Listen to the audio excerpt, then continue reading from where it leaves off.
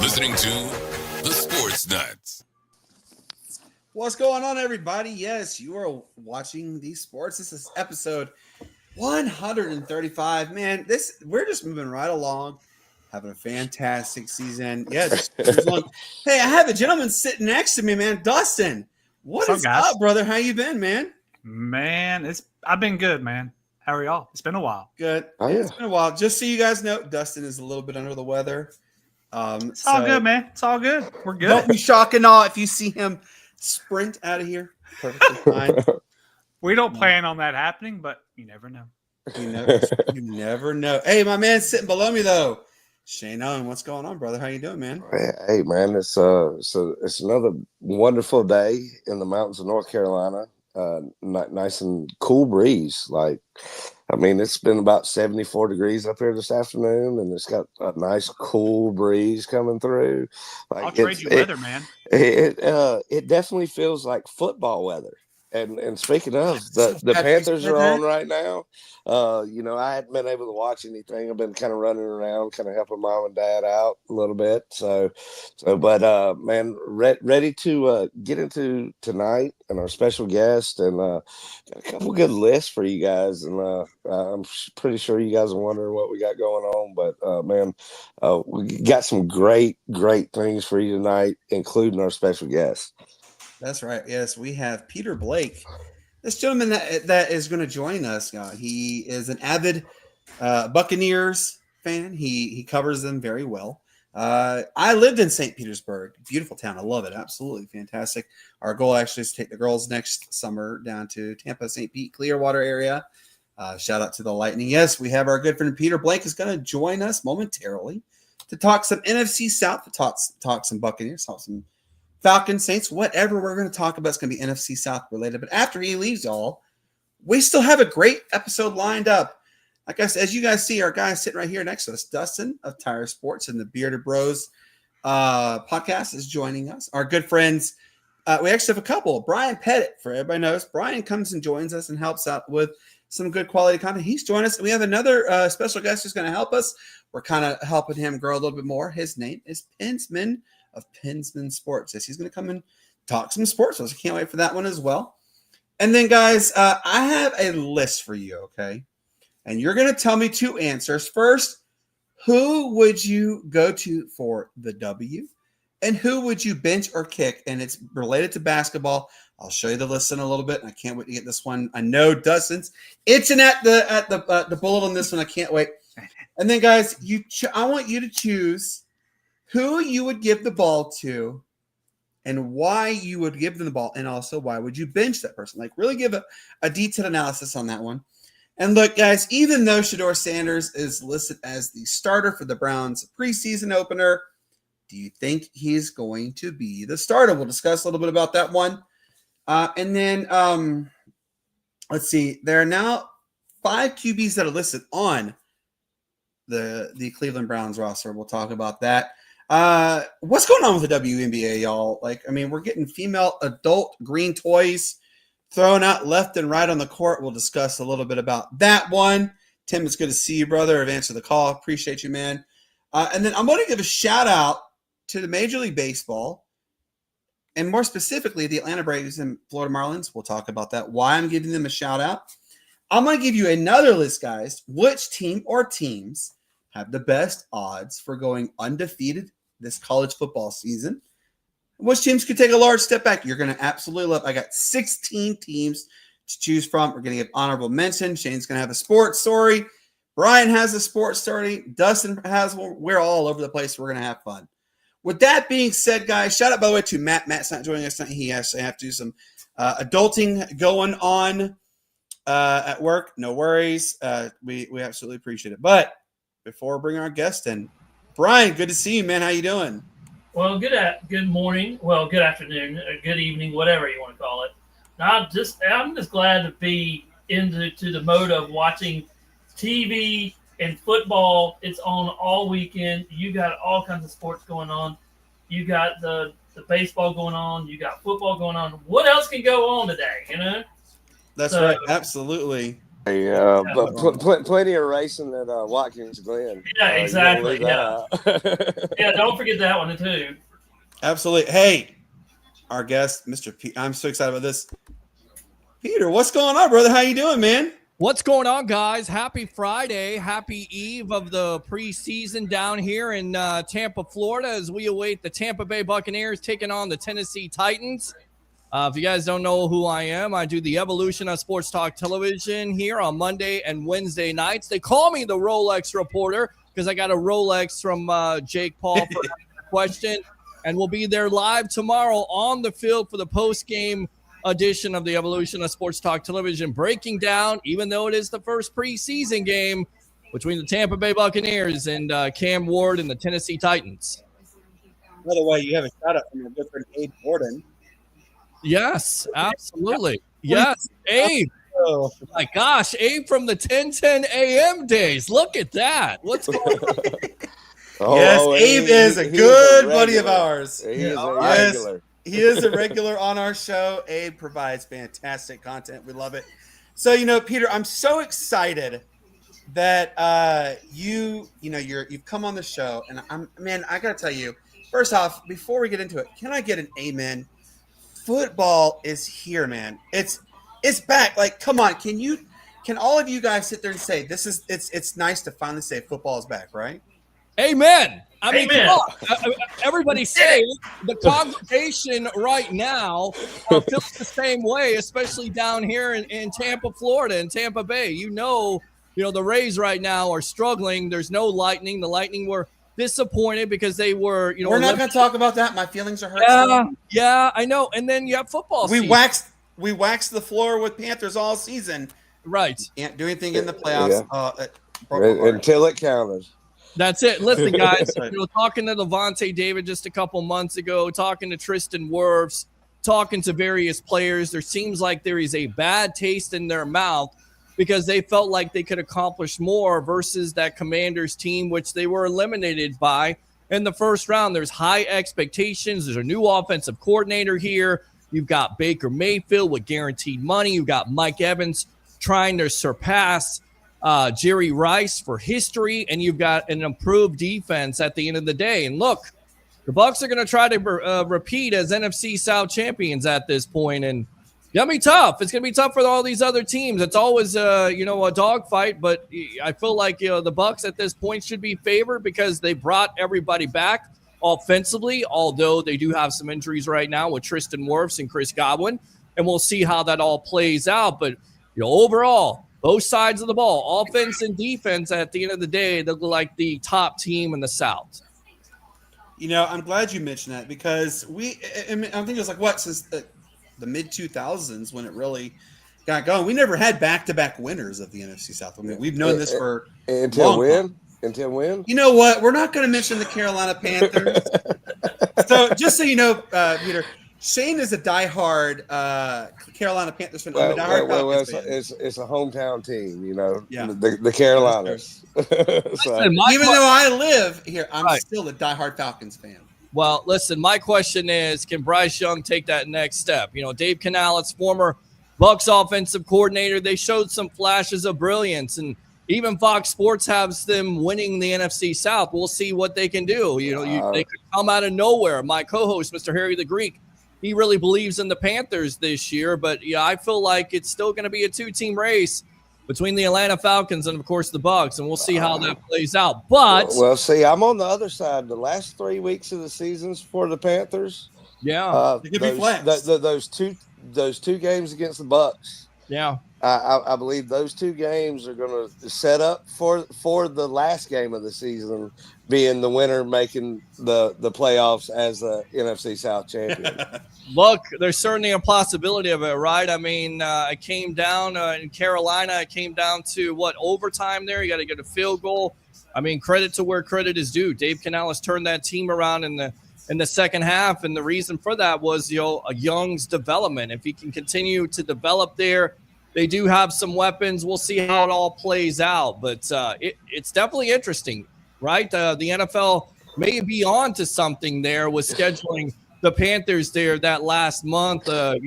back-to-back games. We'll see how that all plays out. Maybe an exciting year. It's always an exciting year in the National Football League when it comes to the NFC South. I don't care what anybody says. That's the worst division in football. You still got to play all those teams. Yeah. And I think the largest margin of like game difference was the 2015 Panthers.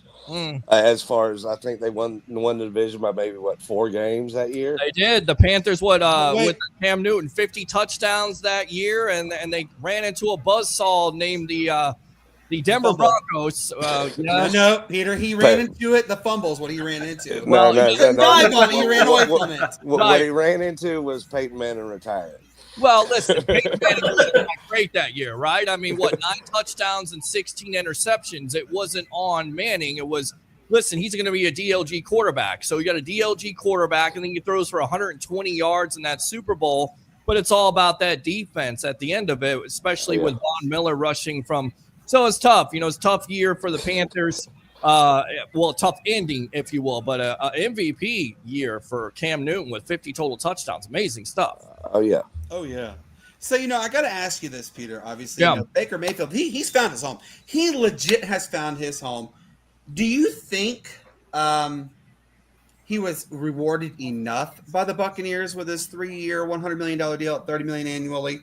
Or do you think he is just setting himself up for an even bigger payday with the Bucs? And the next question is do you think Carolina and Cleveland are kicking themselves in the backsides, not keeping a hold of Baker Mayfield? I definitely think the Cleveland Browns are. I mean, what do they got, like 5 quarterbacks on the roster? I know, by the way, Shedeur Sanders just threw an interception to the other team there. I get it. It's preseason football. But you absolutely got to believe that they're kicking themselves. It was an albatross of a contract by Deshaun Watson there. I mean, they can't get that back. They would like to redo it all over again. I think Carolina's kicking themselves because not only do you give up on Baker Mayfield, but also Sam Darnold. With the Baker Mayfield situation, to answer your question, I definitely think he has an opportunity to set himself up for a bigger contract. And you look at the numbers, inside the numbers, guys, he has more throwing touchdowns at this point than Patrick Mahomes the last 2 years. So he's definitely an upper echelon quarterback, has an opportunity to really ascend even more, even with the new offensive coordinator and Josh Broussard. But you have Mike Evans, you have possibly Chris Godwin, and the talk down here is the 2 young kids and Jalen McMillan and first-round pick Emeka Iboka. Remember that name because it certainly looks like a lot of people are going to start to get to know that name very soon. Oh, absolutely. And I mean, I really think he has found his niche. Shane, I know you have a question, but I'm going to ask you, do you think, Shane, as well, do you think Baker Mayfield has found his forever home now? Well, you see a lot of these quarterbacks, they go into Tampa and it seems like they're home. We saw Jameis go down there and kind of fit right in. With just being the personality and being this kind of guy that we've seen throughout his NFL career, but now we see Baker kind of blossom into it's kind of the misconception about him coming out of college and Cleveland even was it was all about me, and that's kind of just who he was on the field, but I believe that that it's I guess it's just the atmosphere in Tampa. It settles everybody in real good. So definitely think about this. But Peter, I wanted to go ahead and ask you this. As Brandon's just mentioning the quarterback and Baker Mayfield, is slotted as for sure number 1. But you guys just signed another quarterback who recently went unretired and came back to coaching because of from coaching because of some rules violations, and that's Teddy Bridgewater after coming back from leading Miami Northwestern to a state title last year. Yeah. In your eyes, kind of what's that backup quarterback battle been like between Bridgewater and Kyle Trask that you guys are trying to bring up? I think it's kind of started, right? I mean, Kyle Trask has only thrown 11 passes right now in the league. I don't necessarily think they're very happy with him. Jason Light will say they're happy with him, yet you're signed Teddy Bridgewater. You're bringing in Bridgewater because he's a veteran presence. He's been there. And I always ask people, if you have to win the last game versus the Carolina Panthers to win the NFC South, who do you have more confidence in, Trask or Bridgewater? I say Bridgewater because he's been there and done that. So I definitely think it's something to watch with the quarterback battle. I get it. He hasn't played in 2 years. The last team he played for was the Lions. But I certainly think the Bucs have had their eye on them. They've had flirtations from 2014 with Jason Light wanting to draft him and not able to draft him. 2020, he was going to be the quarterback if the Bucs don't tab Tom Brady as the eventual starter. So the flirtations were there. This seems like it's certainly been planned. You have Charlie Strong, who was the coach at Louisville. You have Levante David, who's familiar with him out of Miami. So, and you have Todd Bowles, who has a good relationship with them. So Bridgewater and Trask, this is the battle to watch. And I think eventually Teddy Bridgewater is going to be the backup quarterback of the Tampa Bay Buccaneers. Going back to Baker Mayfield, we even talked about this on a podcast. When he got signed, every team was trying to change him. Jason Light and Todd Bowles said, be yourself. And I went to a press conference and interviewed Baker Mayfield and Jason Light, and Light said in so many words, he's a 10 on a prick scale. I mean, that is a direct reflection of that locker room. They love him. They will play for him. And that's the reason why Baker has an opportunity to earn a big time contract. They love that feisty nature, if you will. They love that grittiness where he's going to truck stick, a Wagner from the Commanders. He's going to go and try to get that third or fourth down. And that is a direct reflection of this Tampa Bay Buccaneer team. They have found their franchise quarterback in Baker Mayfield. I got to ask you this. Yeah. The Desmond Watson situation going on, I got to commend him because, yeah, you did go undrafted. Yes, you were 464 pounds when they signed you, but he's done like under 450 now. Do you think he legit has a chance to make it? Obviously, they're doing a really good thing by helping him get into shape, lose weight, that kind of stuff. Do you think, though, Peter? Go ahead. Can I put a side note before this? Yeah, go ahead. The only man I know in training camp in all of my memory to not be on the field but still be on the team. Yes, it's like, so what is your so here's what we want to know, Peter. Like, what is your thoughts on the Desmond Watson situation? And do you think he legit could make this team? I don't think he makes the team. I think it's going to be on the practice squad because, gentlemen, there was a weight requirement. He hasn't been able to make that weight requirement. That's why he hasn't practiced yet. But what they see is a guy that you can eventually put next to Vita Vea and stop the tush push. He's very raw, has the ability, but unfortunately hasn't been able to get in shape. So to answer your question, I think he's going to end up on the practice squad. I don't think he's going to be any impact on this team, unfortunately.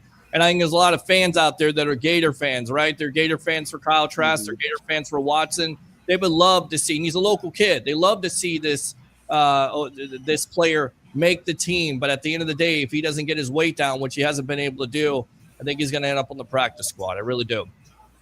Dustin, you have a question. Go right ahead, man. Whoa, you zoomed in on me. I didn't expect that. Hold on. Sorry, I know I got you there. Hold on. Whoa, yeah, you're really getting me with this camera view, man. It's like making me feel like I'm like so close to my monitor. You gotta love live television. Yeah. I got a question though for Peter. Yeah. If Justin ahead, wants to Brian. go, then out. Hey, Peter, what is your high ceiling and your low for the Buccaneers this year for Tampa Bay? Like your high ceiling and the low, like, oh, here comes it, and what would happen? Just Like the floor and the ceiling is basically what he's floor and asking. ceiling, yeah.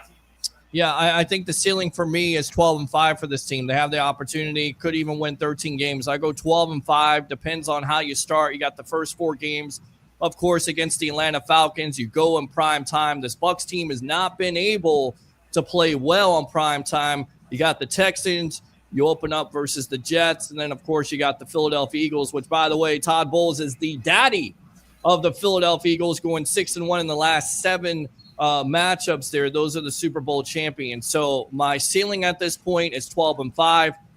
At the end of the day, it could be 9-8. That would be my low. And you I don't think you win the division with 9-8, but who knows? At the end of the day, I don't think the Saints are going to be very good because you have a rookie quarterback, lots of turnover there, older guys, and Cam Jordan, who continues to run his mouth about the Bucs, but that's okay. Bucs just continue to prove him wrong. Of course, the Atlanta Falcons, lots of weapons there, but a second-year quarterback, did he get enough reps? We shall see. And then, of course, you got the unknown in the Carolina Panthers. Can they carry over that momentum from the second half? So, for me, ceiling is 12-5. The low would be 9-8. I like that. I like that perspective. People have all over have said the NFC South is the most wild card division in football because you could see teams who absolutely take off, and you can see teams absolutely bottom. You don't know yet. That 9-8. I have Carolina and Tampa Bay going in to that last game of the season, 9-7. So. Hey. All right, so Dustin has a question. He wanted to ask you more about the Tampa Bay Rays. Dustin, unmute your mic and then ask him, okay? Well, actually, Peter, I'd like to have two questions. We've talked a lot about the Buccaneers offense. What are your thoughts on their defense this year? And what do you think the Rays could do in the rest of the season, maybe going into the could they make the playoffs? All right, first question with the Tampa Bay Buccaneers. I'm excited about this defense because first you get Hassan Reddick, who's been able to do it, 59 sacks. I get it, only 1 sack with the Jets. I definitely think he can be one of the X factors of this team because he's been able to do it. You haven't had a pass rusher like that in a long time. That takes the pressure off of Yaya Diaby, Kalijah Kancey, and Vita Vea. And then furthermore, the linebacking core. Can Levante David continue to play up to his level, which he's played a linebacker at an insane level, even at 34 years old, 35 years old. You have Sebastian Dennis, who also could be an X factor, solidifies that linebacking core because the middle of that defense last year was like the Atlantic Ocean. So Sebastian can play up to what the Bucs saw, which was, a small sample size. Then it definitely helps the defense. And then Antoine Winfield Jr., just 2 years removed from, in my opinion, being the best safety in the league. If he can come back and be healthy, they've improved that secondary, if you will. Jamel Dean hasn't been able to stay healthy. They drafted a kid in Benjamin Morrison, who could have been a top 15 pick if not for a hip injury. He's a lockdown corner. He does have an injury right now, so hopefully you can get over that. You draft another kid from Kansas State in Jacob Parrish. And then also you add Tyke Smith. For me, guys, it's all predicated up front. If Hassan Reddick can make things happen and be what a lot of Bucs fans and what Jason Light thinks he can be, which is a guy that's going to be hungry and want that, that big-time, long-term contract, which we know Bucs, the organization, they take care of their own, then look out for this defense. Look out for Todd Bowles because he's known for that defense. And then, again, the secondary, if it can stay improved, stay healthy, because it's always about health, especially in that back end and that linebacking core. This defense could definitely be improved. I think this defense is going to be majorly improved with the youthful talent that they added in the draft this year. I like it. Go ahead. What about the Rays, though? And the Rays, to me, they're up and down. They're a roller coaster at this point. I mean, their bullpen is not good. They added some pieces at the deadline. Can they get enough? Can they do it? You never rule out the Rays. I just don't know. They don't spend enough money for me. And I've always said, the Tampa Bay area, they deserve better ownership. They deserve a committed ownership like the Tampa Bay Lightning and Jeff Vinik have. They deserve a committed ownership like the Glazers and the Tampa Bay Buccaneers provide. When you have Tom Brady and you go for it, they haven't had that with the Tampa Bay Rays. And I get it, they've been successful, but the last 2 years, they've been disappointing, especially last year. So I'm not sure what to make of it. It's a tough division. Toronto is running away right now. And then furthermore, can the Rays get enough offense? And do they have that bullpen and that pitching that can get it done? They have to take over. Yeah, they have to overcome too many teams. I just don't know if they're going to make the playoffs. If they do, they make the wild card. And most likely, like always with the Tampa Bay Rays team, they're one and done. Yeah, you're right. All right. So we have a good friend of ours. His name is Mike from Pinsman Sports. Come. Unmute your mic real quick, Pinsman, and ask a question. Go ahead. Sorry. Good. Ask your question. Go ahead, man. Peter, what do you think? Oh, well, Trey asked this, but what do you think about the old school uniform of the Tampa Bay Buccaneers? Buddy.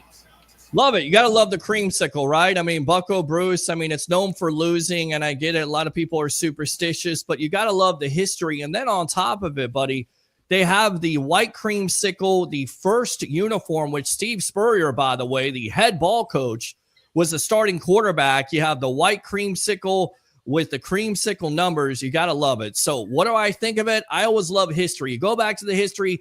People talk about the first 2 years, 0-26, but what people fail to realize is that 70s Bucs team led by Leroy Selman and Doug Williams and Ricky Bell and Jimmy Giles, they were the fastest team in NFL history to make the playoffs and only one game away after they lose to the Rams in the NFC Championship game 9-0. So, by the way, Carolina Panthers and Jacksonville Jaguars took that record. It took until 1995.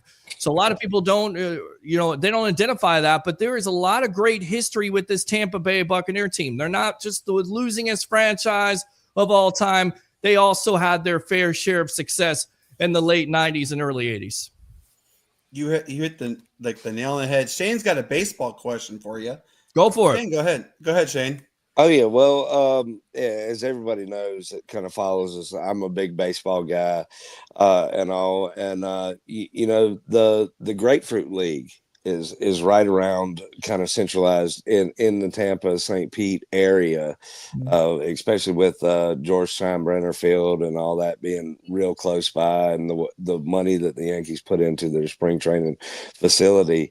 I know my dad's got a friend that lives down in the St. Pete area that he graduated college with, and he's been down there a couple times to visit him during spring training.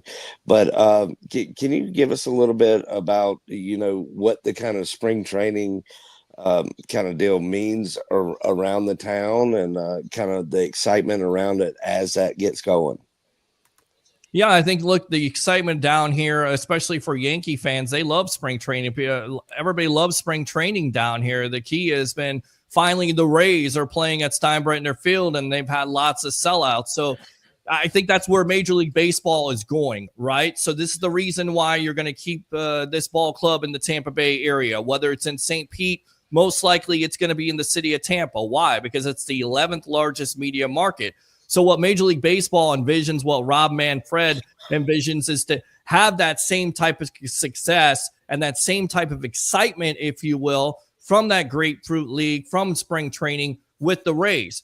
With that being said, you have to have an ownership that is committed to putting out a product, not only that's going to be competitive and win wild cards, but win divisions. And when you have to compete with Yankee and Red Sox and Cubs fans, and you're not spending money, you're not bringing back fan favorites, that's the reason why it's tough to get Rays fans to fill the seats, whether it's Steinbrenner Field or, of course, at the Trop in St. Pete. Oh, yeah. Well, go ahead, Shane. I was just going to do a real quick thing. I know you mentioned it very early on in your introduction, but can you give us kind of the story behind the Rolex reporter? Oh, you stole my question. That's what I was going to ask. Let me see if I can go ahead and find the Jake Paul thing here. Hold on. Let's go. I'll tell you what. This is how it went. So I asked. And speaking of that 40 jersey back there, I'm extremely jealous. Oh yeah, it's he was one of my favorite players, and as y'all mentioned, the creamsicles, like the number 40 creamsicle, like that's my number one jersey. Like if I have the money to get the one with the patches and the real joint, then yeah, that's what I'm gonna do. Nice, good stuff. I listen. I agree with the creamsicle. It was Mike Alstott. It was John Lynch at the time. It was Warren Sapp, and it was Derek Brooks. To the Jake Paul story. What people don't talk about is I went live at the Jake Paul, Tommy Fury press conference at the time. I was credentialed with the media icon, Mr. TJ Reeves of the Buccaneer Radio Network for Big Fight Weekend. I'm the only one that goes live at the time. Because of that, I got 233,000 views on YouTube. So I get credentialed. I go to the fights, my first boxing match, Jake Paul versus Tyron Woodley. Of course, he knocks him out in the 6th round. Tremendous. Ask him 3 good questions. The night before, because I was kind of worried about, being prepared for it, I said, are you going to continue to give opposing fighters Rolexes because you said it was time to knock you out, Tyron Woodley?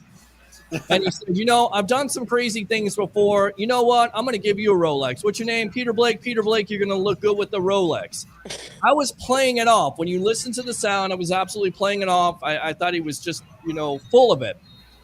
When I knew it was real is when his brother, Logan Paul, makes a beeline to me. And I'm saying, man, I enjoy you in WWE. He's like, put down your information.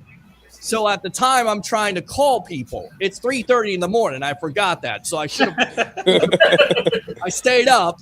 And then I finally got some sleep, and I kept on getting, text messages and all these notifications are like, you went viral. I'm like, what are you talking about? You went viral on ESPN on TikTok because you're getting a Rolex from Jake Paul. So I was thinking nothing of it. I'm covering the Bucs. Of course, they have a stinker game there with Tom Brady and the Saints. It's 9-0. My co-host, Harry the Greek, says, why don't you go live? And I said, I don't know. He's like, I just got a feeling. So he actually says on the show when the call comes in from Marcos Guerrero, that's the guy trying to give you a Rolex. I'm like, no, it's not. You're an idiot. All this other stuff. It is actually Marcos Guerrero. And he's calling the show live on the sports web on that Monday night saying, we need your shipping address, Peter Blake, because we got a Rolex for you. And, of course, it's valued at over $20,000 because the box is just only, right? Yeah, just, $20,000 or more for a Paul fan. So is that all? Yep, that's all. It's a little bit, right? I love it. Yeah, it's just 20,000. It's not much. It's on profile a little bit. Yeah. All right, Peter. So I got to ask the question, then obviously Shane will have the last one. Yeah. So I lived in the St. Pete area from 2012 to 2013. I absolutely loved it. Best place I have lived besides living in Honolulu, right? Mm-hmm. I'm a diehard Lightning fan. I used to be a Thrashers fan, but we know what happened with them. Right. We're not going to discuss what happened with them. But, according to reports, we know Atlanta is going to get a franchise in the next several years. It's been supposed to be voted on any time. Yeah. But for those who have never been to the Tampa St. Pete area, can you kind of describe the area and maybe some experiences around town and also where the race might be relocating, which is Ybor City? Can you let people know about that area? Yeah, look, I think Ybor City is historical. There's lots of people that go there. There's an opportunity there to put a stadium around a central location where people are going to go and like this team, especially if they have ownership that's willing to pay for it. Not only that, but you have the I-4 corridor with Orlando. And if you put it on the waterfront, which I think they should have did in the first place, it should look like San Francisco. It should have a retractable roof. That's how it should be. So to answer your question, there's a lot of people around here. Of course, there's a lot of transplants, and I think that's where a baseball stadium should be in Ybor City. I love downtown St. Pete. Don't get me wrong. Love Fergs, love the Wings, love the atmosphere. There's just not enough of population. I know it's growing, but Tampa is your central hub. It's where you look at the Major League Baseball cities, like the Atlanta Braves. They put it in downtown. That's where it's going to sell. Look at the Miami Marlins. You put it over, in Timbuktu. There's nobody showing up. It's a beautiful park, but nobody's going there. Why? Because first, even though they won 2 World Series championships, ever since then, they haven't been committed to the fans, signing fan favorites and spending money. And then furthermore, you don't have enough of a population. So it's kind of the same situation that the Rays face here in the next couple of years. You hit the nail on the head. Absolutely. And, like I said, beautiful town. If you guys haven't had a chance to, check it out. You will get your money's worth. That's an amazing town. Shane, you have the last question. Go ahead, man. Oh yeah. Well, one of the things I want to know is you're a big Tampa guy, so I know you've kind of covered everything. Could you tell us like your favorite interaction with a sports figure from the Tampa area? And then also, where can everybody find you at in your content to, kind of dive deeper into the Tampa sports world? Yeah, absolutely. Had to be a couple months ago at this expo at the Florida State Fairgrounds to get an opportunity to interview, most likely a future Hall of Famer, Levante David. You got Tristan Wirfs who comes by, could be the protector of the year if he could stay healthy, maybe the best Tampa Bay Buccaneer offensive lineman in their history. Those were fun interactions, and to find me, if you want to find me, it's the Sports on YouTube. You friend me on Facebook at Peter H. Blake. We say 3 things here on Monday and Wednesday nights, and of course before at the tailgates there. What the Buck locally at the tailgates, we'll have that. And then also the post-game edition live on the field at Raymond James Stadium. 3 things. You know them, you love them, you got to have them. Bring your passion, bring your excitement. Just don't bring any nonsense. I'm your host, Peter Blake, your Rolex reporter. What time is it? It's my time. And of course, for fans of the Sports Web and the Tampa Bay Sports Fan, it's your time. We'll see you next time on the evolution of Sports Talk Television. As we always say on this show, go Bucks. I love it, man. God, I love it. Peter, man, I appreciate you, brother. I really do. I've had a blast with you, and I want to have you on again in the future. Does that sound good? Sounds good, boys. Appreciate it. Keep on doing it. Thanks, Peter. Go have fun tonight. Enjoy your weekend. And it's football, baby. We made it. Come on. Can I get another amen, please? Another amen. Amen. And guys, tune in tomorrow night live on the field at the end of the game. It takes me about 30, 35 minutes to set up all my equipment. But once I get it set up, we got live phone calls, live interaction on the evolution of Sports Talk Television in collaboration with the JP Peterson Show. Might have to be on that one. Yeah, it might have to be on that one. All right. Peter, you take care of yourself and have a good weekend. Sound good? All right, guys. See you later. Appreciate it, Peter. Guys, that was absolutely fantastic. I mean, such great energy this gentleman has. I appreciate it. Real quick, guys, just because he is up doesn't mean our show is over.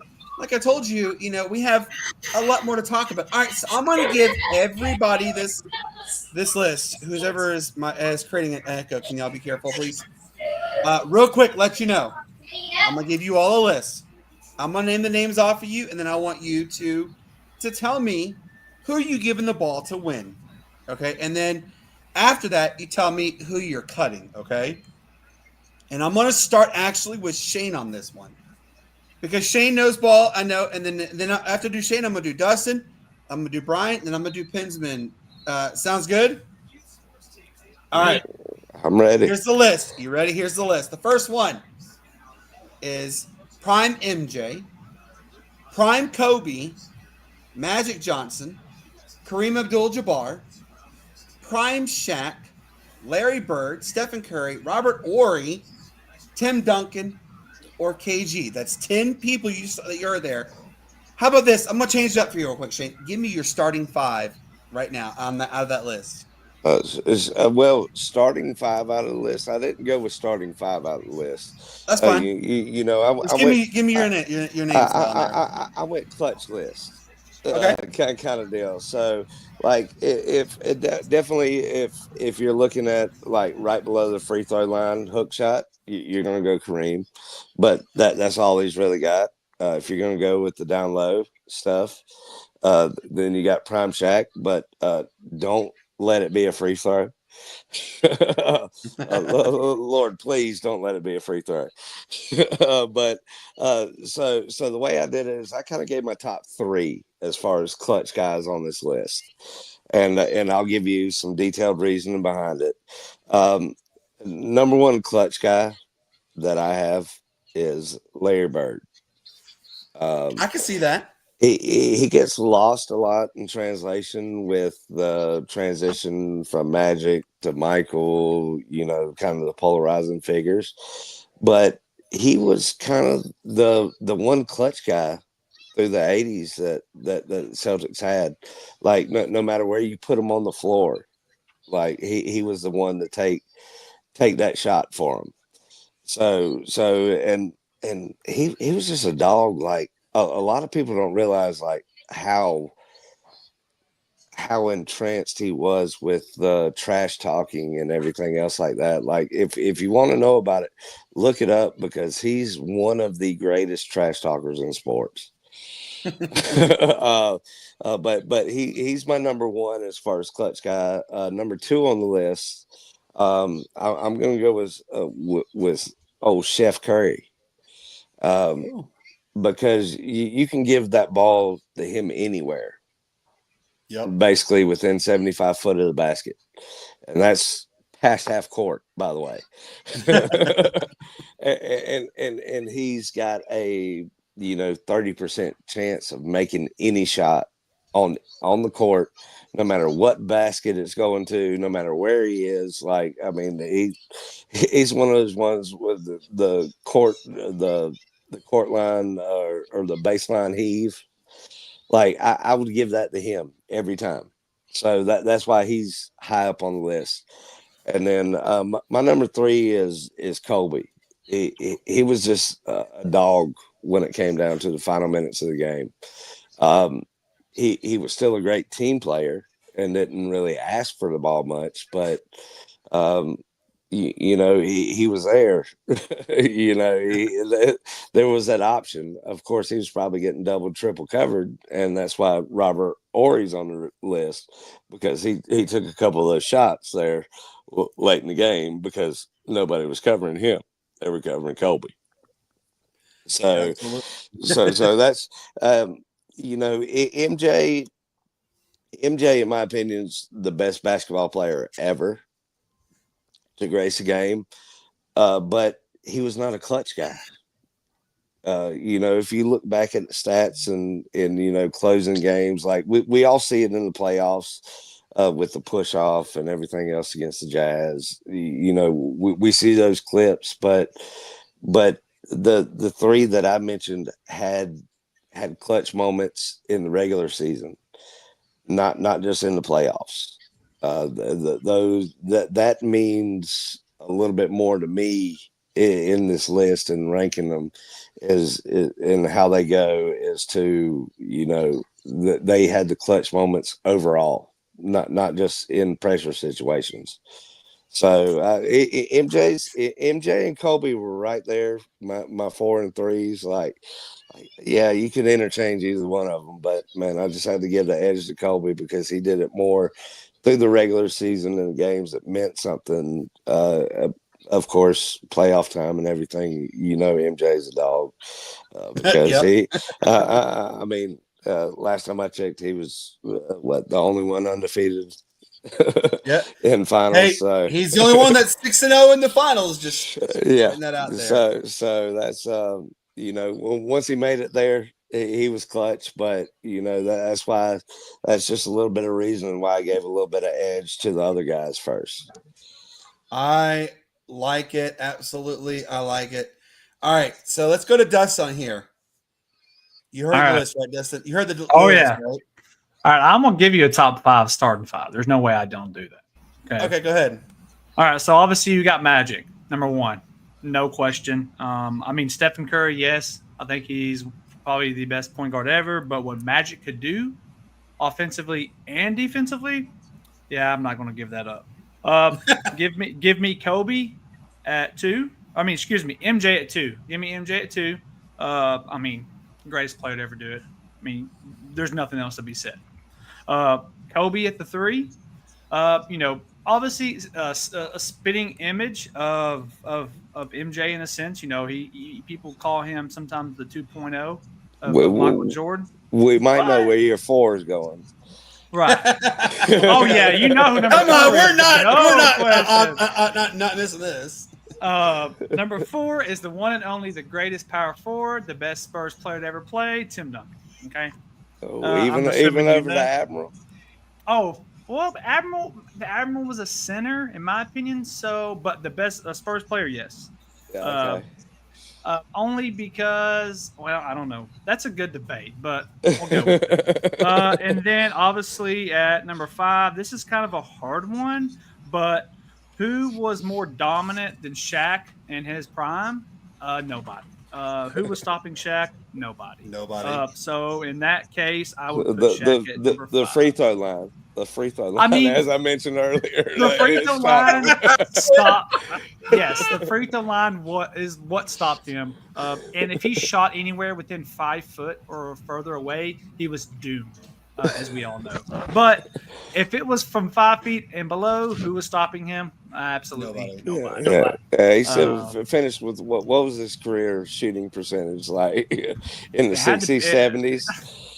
I mean, it might have been higher than that, at least 70s. I would hope if you're shooting 5 feet, well, not shooting necessarily, hook shots and dunking 5 foot from the basket, it should be 70 or more. The name that I'm surprised you haven't mentioned yet, Robert Horry. Well, hold on. We're not done. We're not done. That's a 6 man. That's a 6 man. Actually, that would probably be my 6 man. And listen, obviously Robert Horry. Honestly, I'm gonna kind of do a top 3 clutch, kind of like Shane did. I kind of like that. And honestly, my third one is Robert Horry. If you go back and look at some of his shots in finals history, out of the 7 he won, you just go look at him and it explains itself. Robert Horry's never been the main player on any team he's ever been on. He's always kind of been the sidekick. But he's one clutch though. Oh, he's clutch. That's my reason he made. He's, in my opinion, he's one of the top 3 clutch players, and at least you could say playoffs, NBA Finals, because it's proven. He has 7 rings.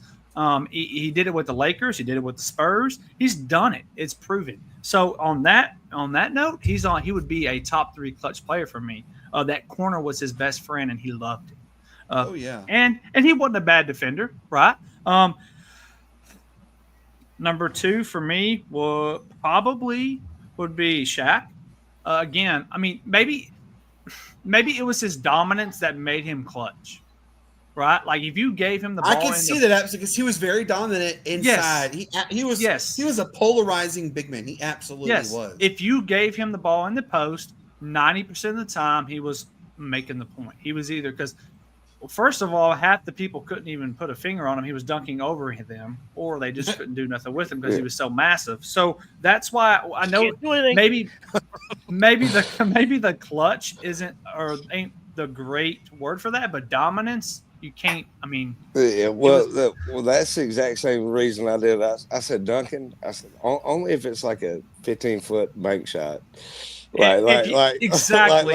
If you're giving me a 15-foot bank shot from the corner of the free throw line, give me Tim Duncan all day long. Nobody is stopping that, right? That's just like if I'm backed up in the post and you're giving me a fadeaway one-legged shot, who are you gonna give it to? You're gonna give it to Dirk Nowitzki. He's gonna make it all day long. So all day. It also depends on the situation, right? But when I look at pure clutchness or dominance, I mean Shaq's got to be on the list.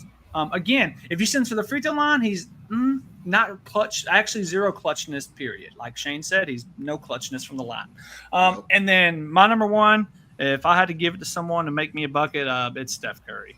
I know it's crazy. I don't have MJ or Kobe, but I mean, after Steph Curry crosses that half-court line, still to this day, like Shane said, he has an average of 30 to 40% of making that shot, which no one's ever done. He can make it from the freaking He might be able to make it from the opposing free throw line. Yeah, Come on. He's the only one that has a 30% chance of making a shot anywhere on the court. Like, period. Yes, we're not talking about half court. We're talking about anywhere on the court. Yes, he did it one time. Yeah, and if y'all don't believe us, go watch his warm-up video. Yes, this dude can shoot. Like he's the greatest shooter of all time. Yeah, he absolutely is. Yeah. Like you could put a Ray Allen in there, of course. Reggie Miller has even said that he's the greatest. Yeah, Reggie Miller's even said he's given him the credit for it. Yeah, so I mean, if you don't Reggie have Miller, if you don't have Stephen Curry in your clutch or your clutchness list, I think you need to watch more basketball. Dustin, you forgot Gary Payton too. Gary Payton was great. Gary Payton was great. I mean, I think the problem when people look at clutchness, the thing you have to think about is, well, Gary Payton, if he was in this era now that we've lived in, let's say since 2010, kind of the Stephen Curry era, if you want to call it, he would have been a great player still. He just would have shot more because that's what the game is now. Everyone wants to chunk up threes because the game has changed, right? But Yep. I don't think regardless of what happened, Stephen Curry has been the best shooter of all time. And I would not be opposed to saying Klay Thompson is right there in the top 5 with him, if not top 3. I like that. I do like that argument. All right, so I'm going to go to you, Brian Pettit. I want you to. So I know we have a lot, but I want to make sure you can do time for everybody. Okay. Yeah. Give me 3 on that list. Your top 3 on that list. Remember, it's MJ, Kobe, Magic, Kareem Abdul-Jabbar, Shaquille O'Neal, Larry Bird, Stephen Curry, Robert Horry, Tim Duncan, or Kevin Garnett. I'm going to go with Michael Jordan, Stephen Curry, and Larry Bird. Oh, I like it. Yeah. I like that. It's good choices on that one. Yeah. That really is. Yeah. They're great no matter what you can say in that. But all right, so what about you, Pinsman? Give me your 3 on that list. I got Michael Jordan, of course. He was my boy when I was growing up. Number 2, I got Kevin Garnett, and then I got Shaq. That's 3. I like that. And look, KG, he really did revolutionize the game. I mean, up until him, we never saw players who are making $100 million plus contracts, and then he came into the realm of things, and he made, what was it, that $280 million deal, Kevin Garnett to me I thought it was is 300,000. He revolutionized Right. go upstairs. He has revolutionized every aspect of the game. Excuse me, I gotta put you on mute real quick. Straight from Malden. Sorry, that was a girl thing. Kevin Garnett is the second best power forward of all time, right behind Tim Duncan. For a while, even being the absolute biggest Spurs fan, I almost went back and forth, but people don't say that this matters, but it does. He has more championships, and it's just true. Tim Duncan has more. I think he has some more accolades, but Kevin Garnett's right behind him. He not only was he a great basketball player, but he was the energy of the team. He was a madman, and he can. So he put the entire state of Minnesota on his shoulders. He did phenomenal things. Just like Kevin Love. Yep, Kevin, just like Kevin Love. I mean, he was the best player they've ever seen after KG, and then now after that, it's Anthony Edwards, and to be the same thing with him, he won't be there too much longer, and I'll leave it at that. Hey, absolutely. All right, here's my 3. Okay, and I'm surprised you guys didn't mention more of these. I would, of course, number 1 is go to Michael always, but but number 1 is a tie for me, both him and Kobe, because they just were legendary in the game. Number 2, though, this is going to pain me, but I'm going to say Kareem Abdul-Jabbar. He was something unheard of. You don't see the level of play for that type of play for a big man. Absolutely phenomenal. And then I'm going to definitely put Stephen Curry on that list, but my ultimate though, as well, I'm going to put Shaq. So I have a pretty loaded team. I think regardless of every player that's on that list, they are deserving of every accolade they ever get. They are phenomenal players. I absolutely love it. All right, so I got to switch to the next one. Real quick, guys, even though Shedeur Sanders has played tonight, Browns preseason opener. Yeah, I know. Dude, Pinsman, you need to ask Matt what I think about the whole Shedeur Sanders thing. It's a joke of a. I know. I'm just going by show. ESPN. ESPN's all over Jordan. Oh yeah. He's got to see NFL action. Who cares? It's a bleep show with him, absolutely. But now that the Cleveland Browns have 5 quarterbacks, no one knows who's starting anytime. But here's the crazy thing to start with you guys. 2 weeks ago, he was talks he was going to be the first to be cut. And now he's the starter. But even though he started tonight, even though they have 5 quarterbacks, could we realistically see Shedeur Sanders get cut? What do you think, Dustin? Yes or no? So here's my thoughts, and y'all are probably going to hate me for this, and that's okay. Well, for one, anyone that goes to the Browns, is going to suck. Sorry, it's just the truth. Shane, you said that too. Remember, you did say that. Okay, no, so it doesn't matter how good the person is or could be; they're going to suck. Like, there's two places in the NFL you never want to go to. It's the Browns, and it's the Jets. You go there, your career is over. Sorry, Ben. I know that's your team. I just get out of Dodge. Okay, I'm sorry, but it's a proven fact. Go to every quarterback that's ever been to the Browns, and look at Sam Darnold. Jets, terrible. Goes through a stint of different teams, ends up in Minnesota. Bam, like he looks like a MVP quarterback, right? I don't know what it is, but the Browns is the worst. The Jets is bad, but the Jets are nothing like the Browns. I don't think he'll get cut. Because I think that he has the ability to be a quarterback in this league. I just don't think it's in Cleveland, but they'll keep him. Dylan Gabriel doesn't look any better. Dylan Gabriel is not what we think he's going to be because he was in Oregon. I mean, college is not the same as NFL, people. We all know this. You know that. Joey Harrington is pay attention to that. I keep telling people that. Pay attention to Dustin. It's not what you think it is, right? But the thing that the Browns have that can still play ball is they have Joe Flacco, right? Yep. Look what he did with them a couple years ago. No one expected the Browns to do what they did with Joe Flacco on the team, right? So, I mean, what's crazy is that Flacco's been playing as long as he has, by the way. The thing about him, he's a great veteran quarterback. He's a great presence in the quarterback room, and he can actually teach the game. He was a great quarterback in Baltimore. We can't throw that out the window, right? Unfortunately, he's, in my opinion, the worst organization in football. And that's no disrespect to Myles Garrett, but he only went there because he got paid. That's the only reason he stayed. But I don't think they cut him. I don't know, outside of those three, who's their other quarterbacks. Honestly, I know Flacco. Tyler Huntley is the newest that they signed. Shedeur Sanders. Pickett is too. And Kenny Pickett. Pickett, that's right. Yeah, I think. How could you forget Pickett? With small hands. Yeah. Well, I forget him because maybe he's not that guy. I think Pickett will get cut, and I think Dylan Gabriel gets cut, and I think they keep the other three. That's my opinion. Wow. I just don't think. That's a big bold prediction. I disagree with there. I do think that Flacco gets the start, and he should. There you go. That's I think Deshaun Watson is. I think honestly, Watson needs to hang it up. Who is Deshaun Watson? I've been thought that. I've been thought he needs to be because you tear your Achilles one. It's not. Yeah, well, when you tear your Achilles, it's hard to come back, right? But he did it twice. He beat women. And him and massage parlors are not exactly the best. All right, so I do want to get everybody, but we're limited on time.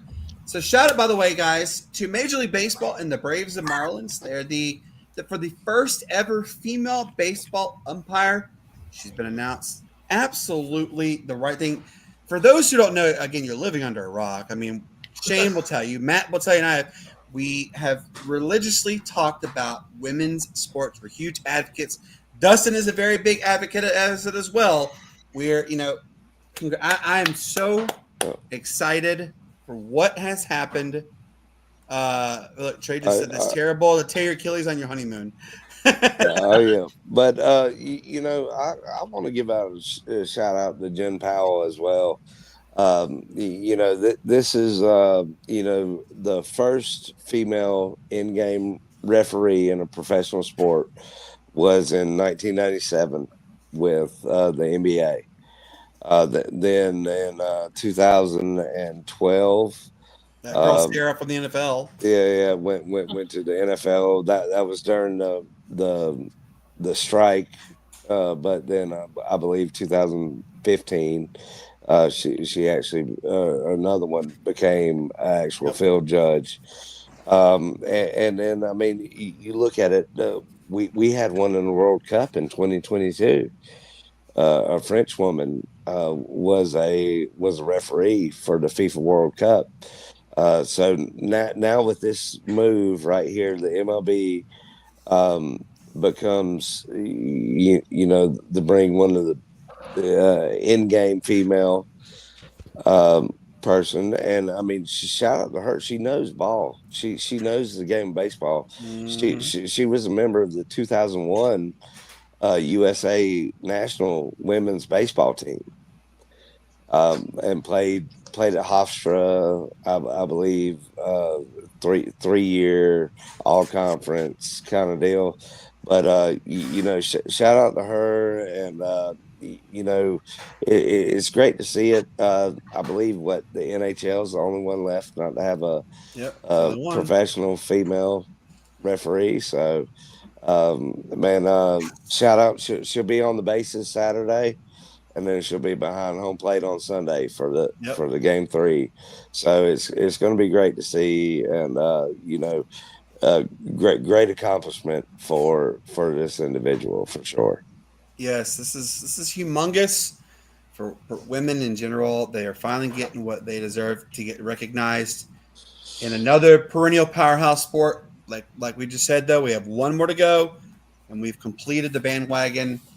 Let's go from there. All right, so I'm going to give you guys a list, and I want you guys just to quickly, out of the list, give me 3. That's all I want is 3, okay?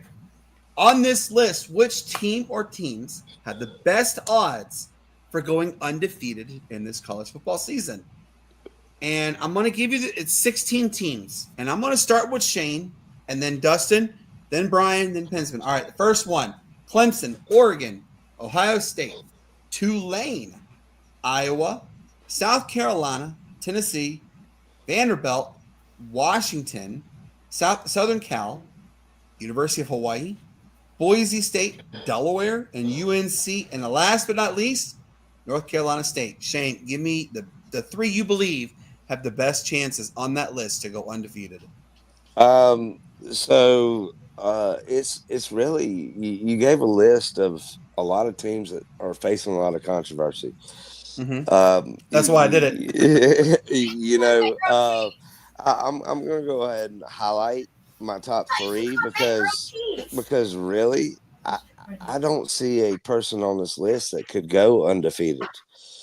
I mean, if you're talking in general, any SEC team that you gave, they have, I believe, out of the 16 teams in the SEC, they all have the top 20 toughest schedules in the nation.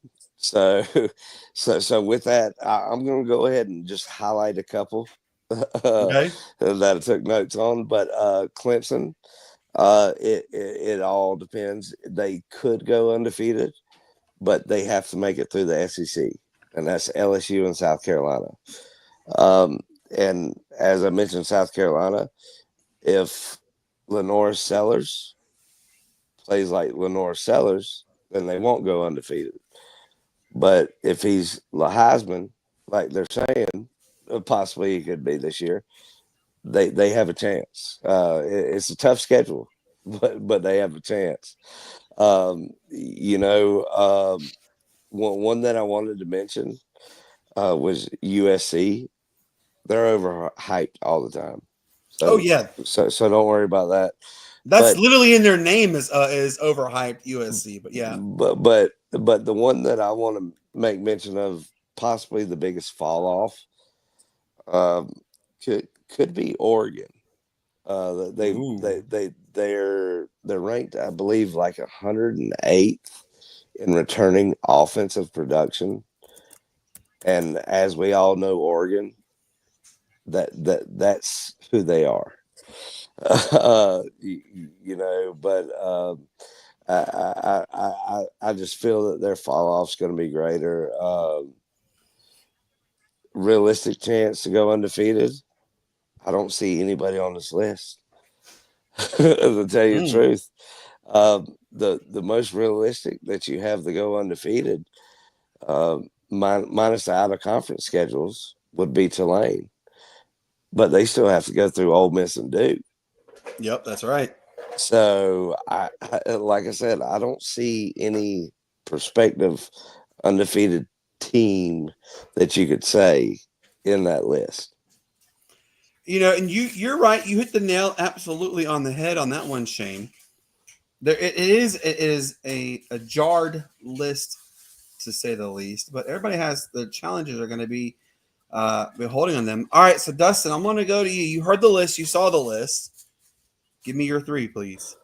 I will say that I do agree with Shane. I don't think any of these teams will go undefeated, and again, due to their out of conference schedule. But I do think Clemson has a chance to, as in, like, I think they could beat anyone on their schedule, but just depends on how they start the year. Like last year, they started off playing Georgia, get clobbered, and then they end up in the college football playoff and did what they did.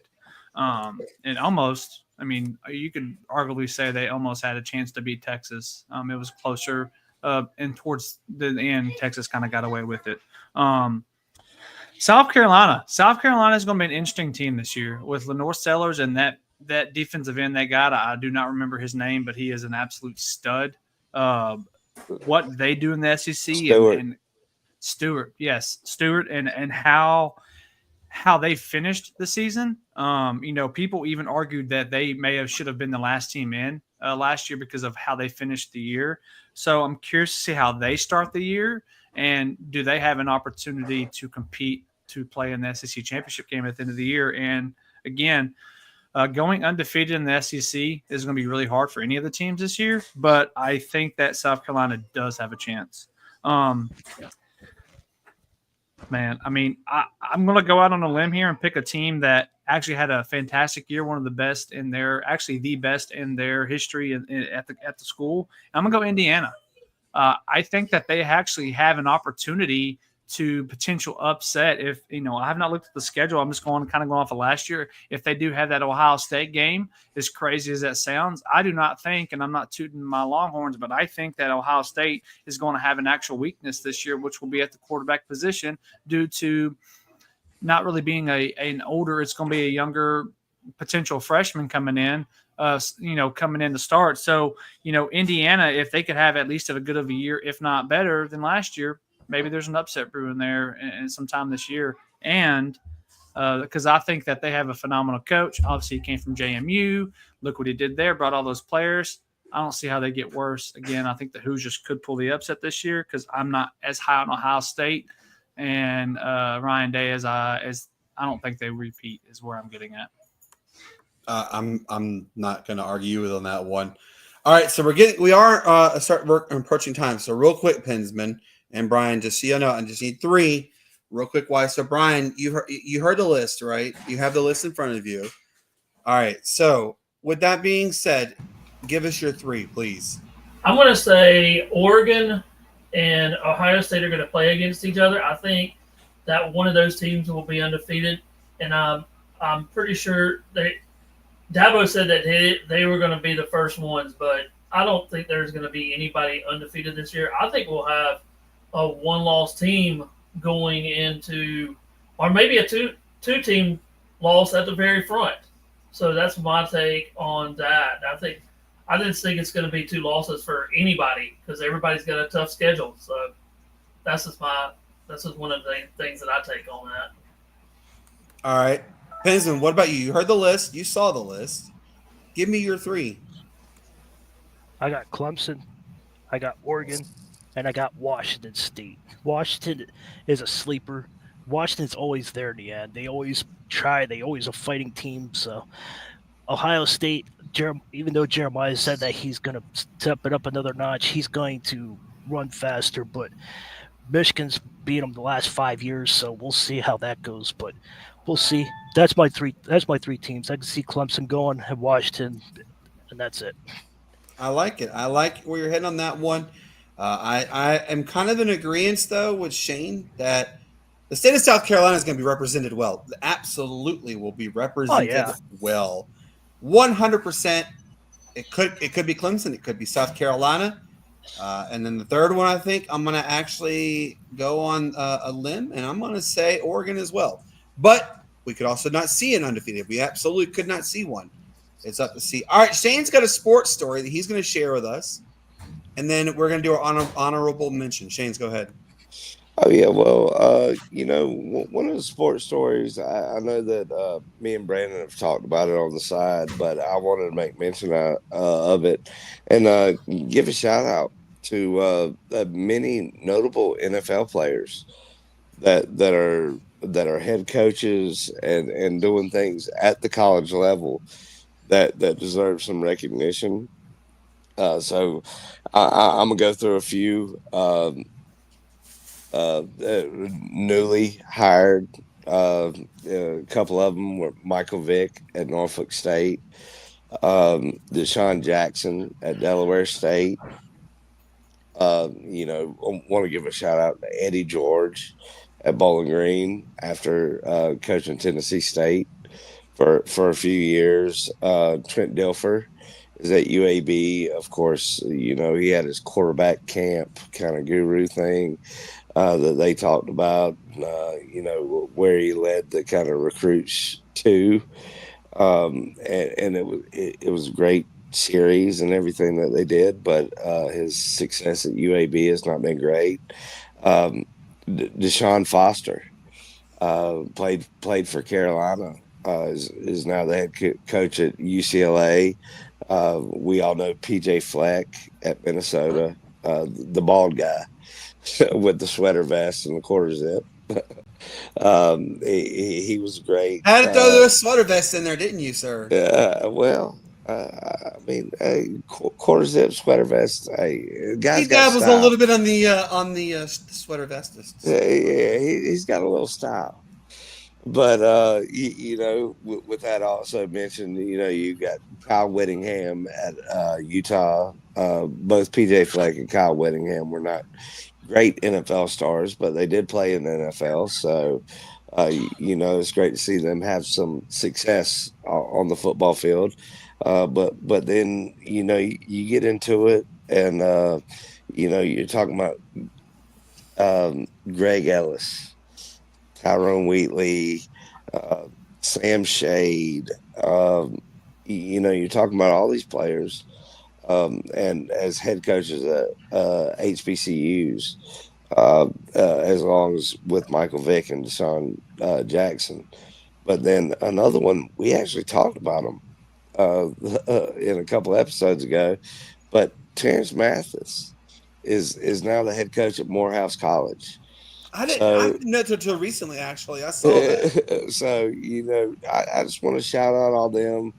That's kind of my sports story that I wanted to highlight was, we all know Coach Prime and what he's brought. And, I mean, he's brought Hall of Famer after Hall of Famer to his coaching staff. I mean, you look at it, it's him as a head coach. Now you have Marshall Falk as assistant head coach, running backs coach, and you have Warren Sapp as the defensive line pass rushing guy. So don't forget, we also had Jamal Lewis, who came on our show. He is he's a booster. He's an advisor. He's an advisor. But then remember, we also had Sean Witherspoon, who is the head coach in Atlanta. Oh yeah, for high school. Pace Academy. Well, that's high school stuff. But I just want to give a shout out to the college head coaches now, kind of deal that we're looking at. Colleges are getting smart. We've seen the transition with Prime and what he's been able to do, and multiple other colleges have now rode the coattails per se. So it's going to be interesting to see how all these guys do, which some of them have been in there, for a few years now. So it's great to see them doing well and bringing programs back to prevalence that they haven't seen in the past. Amen. I'm definitely raising my glass. Congratulations to all those. I hope you guys realize that this is going to be an outstanding football season for every level. I'm talking youth. I'm talking high school. I mean college, middle school. Literally from 8U all the way up. It's going to be a lot of fun. Just take a moment and just remember this. We are officially we're no longer going to have a Thursday or a Friday until February of 2026 where there's no football on. I mean, we're having football every week from now until Thursday night games are boring as shit. Hey, just so you guys know, it's back. Come on, it's football. It's here. Yeah, dang right. I'm so excited that it's here.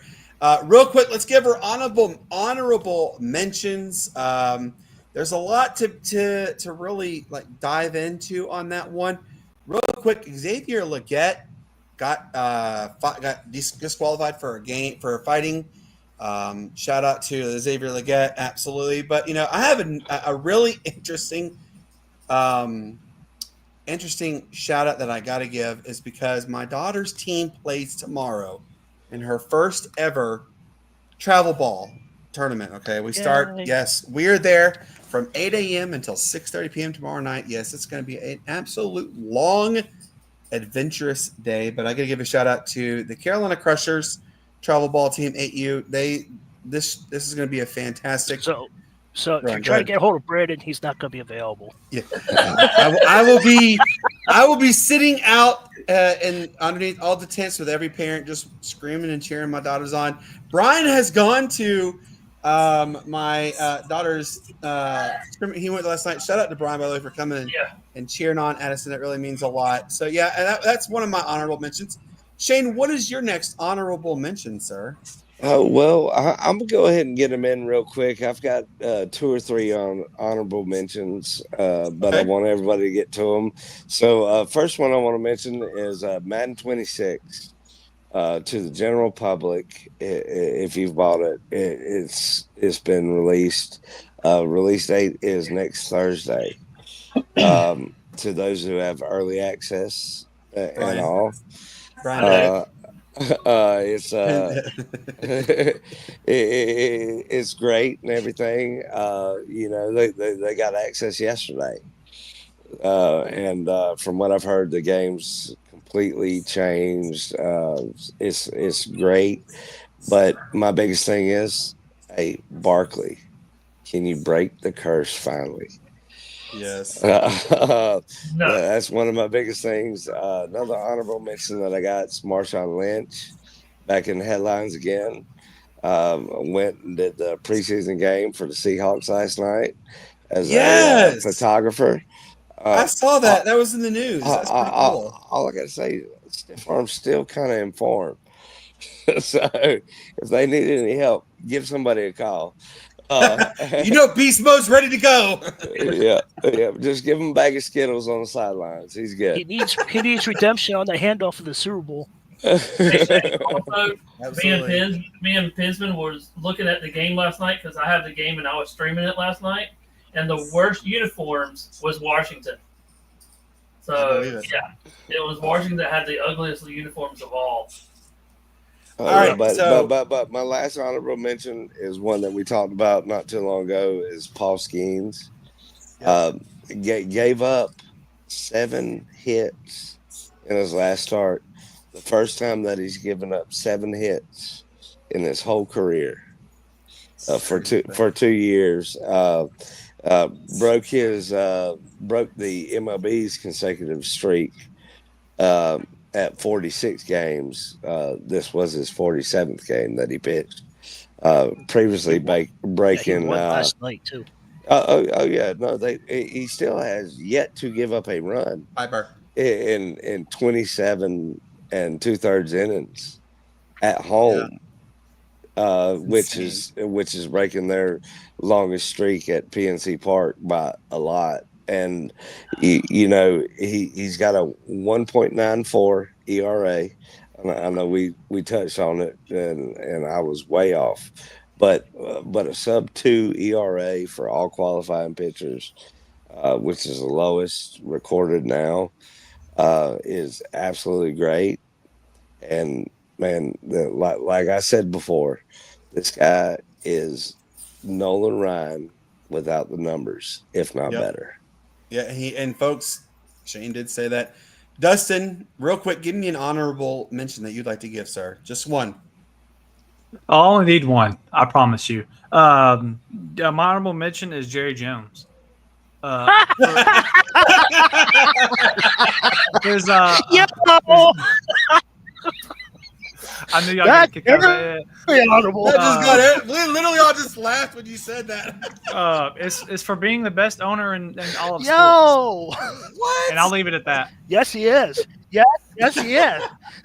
Yeah, he sold that devil. He sold to that But devil. by far not the best GM in all of sports. Look, Dustin, look what He's doing to atrocious. Blake. Yeah, that's really honorable.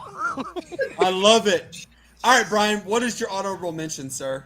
Oh, geez, after that, I don't know. I can't take that off of Dustin there right there. That was hard. But no, my thing Do it, is, Brian. yeah, I'm going to give this to my the Spartan Burgers. They're actually on. I'm going to give them a shout out because they're going to do something actually special at Strawberry Hill in Chesney. They're actually going to do at the Strawberry Hill USA, which is a big farm in Chesney. They're going to do actually a cornfield maze, and this is going to be one of the big ones. So they're going to actually do that in at Strawberry Hill USA in Chesney. So just a big shout out for them too, the Spartan Burgers. Okay. Hey, give a real quick shout out to Emory Jones. Who is Emory Jones? I'm so glad you asked. He actually is the quarterback currently on TV right now for the Atlanta Falcons. Where is he from? He is from Cincinnati. Yes, another Bearcat has officially donned the Falcons jerseys. Hey, real quick, gonna let you guys notice a couple things. The fantasy football is up and running. We only need, I think, 4 more teams to make the full 12. If you guys need the link, I have the link. I will have to post it again tonight. Matt will kind of give an update on what's going on Tuesday with it. As you guys can see, because we're running close on time, under Shane's name, I'm going to get him big here. Money lines with the Sports Nutz starts on August 27th, 7:30 p.m. Yes, we're going to basically talk a little bit about the world of like who can generate you the most money kind of thing. Well, we have a little bit about that one. It's a spread point system kind of deal. It's a general thing. It's not getting too in depth. So don't get too excited. It's just a little way to interact with us. And then also the other side of Saturdays will be starting soon. We'll have more about that on Tuesday as well. Let you guys know I'm going to put the poll up today. Let me know when you'd want to see the other side of Saturdays air. Would you like to see it Saturday morning, Wednesday, Thursday? You tell us. I'll have multiple days in there. You just select, and the winner is the decision. All right. Real quick, let you guys know, Tuesday, August the 12th, it is a rescheduled interview. Our good friend Jimmy Smith of the Jacksonville Jaguars. He is officially inked in. Will reschedule. He got sidetracked. The reason why he didn't come on Monday, it's okay. Hey, but he will be there. Yeah, he played he started with the Dallas Cowboys, won 2 Super Bowls with them, and then finished up his career in Jacksonville.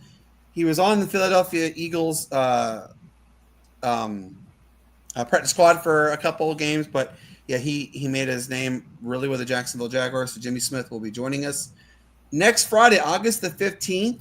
We have Lance Meadows, the play-by-play caller of the New York Giants, joining the show. He's going to join us for about 20 minutes. Cannot wait to have him on. We're really excited about Lance Meadows coming on, but man, we're absolutely give a quick shout out again to NR Media for helping us get Jimmy Smith inked in. We really do appreciate that one.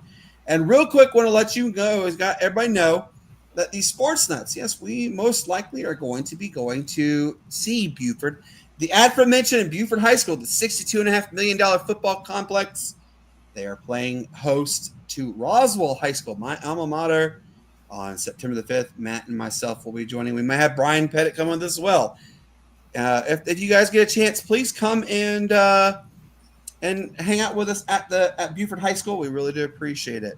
So with that being said, guys, for everybody who's tuned, which we peaked, guys, officially tonight at 1,171 viewers. We're still sitting strong at 609 However, if I look at Shane's over here, we're at 112 additional. So shout out to over the 700 people who are still tuned into us. We absolutely appreciate it. But for our good friend Peter Blake, who has joined us, who gratefully joined us for the time that he did. Shane, what do you tell everybody to do, sir? Oh, man. Well, as always, it's a pleasure being on here and talking with everybody. And, hey, be blessed. It's a pleasure to live in this world that we do. As crazy as it is, we still get to wake up on this side of the dirt. So may the good Lord bless, and peace, love, and bacon grease. Peace, love, and bacon grease indeed. Dustin, the ball is coming to you, man. Give your final goodbyes, please. Well, for one, thank y'all for having me on. It's been a while, so I enjoyed being on. Please come and follow and watch us over on the Tired Sports Network. I am the owner of that. And as well, the Bearded Bros podcast on Wednesdays and on Sundays at 7 p.m. Central. You know what? I'll I'll take up for Matt tonight. If you go out drinking this weekend, be smart. I love it. Don't get flagged, okay? Don't get flagged. I love it. Look at Santa. Like, yes. That was a serious face, too. That was a serious face, Dustin. I love it. Yes, as Dustin just said, don't get flagged in a game like don't do stupid stuff. All right, Brian. All right, you can find. It was a great show tonight. Thanks for letting me come back. Hope so we can do some more. You can find me on Tiger Stripes Media on YouTube, and I forgot what I was going to say. Be kind, be safe, and love each other. So there you go. Absolutely. All right, Brian Pinsman. had a Tell everybody. No. Tell them where they can find you and give your parting words, sir. You can find me on YouTube on Pensman Sports right there. And then I have 859. I'm trying to get that 1,000 before week 1 of the Steelers and Jets. I cover the Steelers. I cover the Yankees, which is the virtual Yankee stand behind me. And I cover the Penguins as well. So if you're a fan of them, come subscribe. And my goodbye is just stay safe. It's you never know. Anything could happen in a split second. Just think before you do something. So that's my goodbye. Amen to that one. Look, guys, we've had so much fun. Thank you. We will be back again on Tuesday, 7:30 p.m. Eastern. Our good friend Jimmy Smith of the Jacksonville Jaguars will come and join us. Remember, as I always tell you, peace up, A-Town down White. It's the greatest sports city there ever was. Shout out to my Dirty Birds. We're back. So excited. I'm actually watching them play right now. It's 10-10. Congratulations on football being back. Thank you. You've been missed. Don't ever leave us again. We love you. With that being said, you guys have a wonderful weekend. Shout out to my daughter, team. Go Crushers and have fun. We will see you on Tuesday. Good night and enjoy this outro. Yeah.